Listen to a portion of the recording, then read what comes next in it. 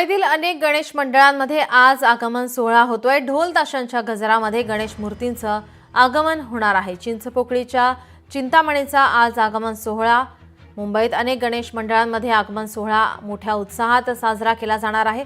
उंच मूर्ती आणि ढोल ताशा पथकांसाठी ओळखले जाणारे चिंचपोकळीचा चिंतामणी आगमन हे शहरातील उत्सव एक आकर्षण असते। यंदा चिंतामणीच्या आगमन सोहळा सकाळी 10 ते दुपारी 2 वाजेच्या दरम्यान सुरुवात होणार आहे।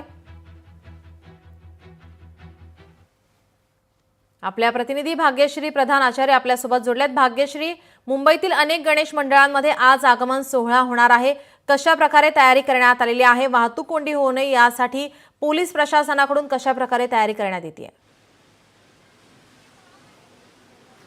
नक्कीच आपण बघतोय की मी आता तिथेच आहे। परेलच्या वर्कशॉप जवळून हे सगळे गणपती निघतात आणि आता सध्या पोलिसांचा फौजफाटा जो आहे तो तैनात करण्यात आलेला आहे। जागोजागी पोलीस लावण्यात आलेले आहेत। त्याचबरोबर आपण जर बघितलं तर बॅरिकेटिंग देखील करण्यात आलेले पाहायला मिळतात बऱ्याच ठिकाणी।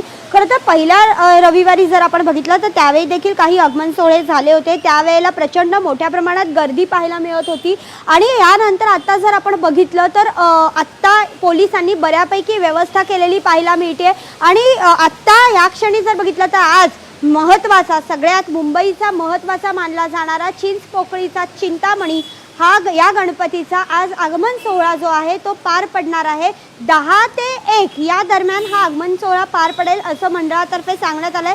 खरं तर तब्बल 8 वर्षांनी परेलच्या वर्कशॉपमधनं हा चिंतामणी परत बाहेर निघणार असल्याने या मंडळामध्ये देखील एक वेगळाच उत्साह पाहायला मिळतोय। खरं तर सुरुवातीला मूर्तिकार खातू जे होते ते हे गणपतीची मूर्ती तयार करत होते।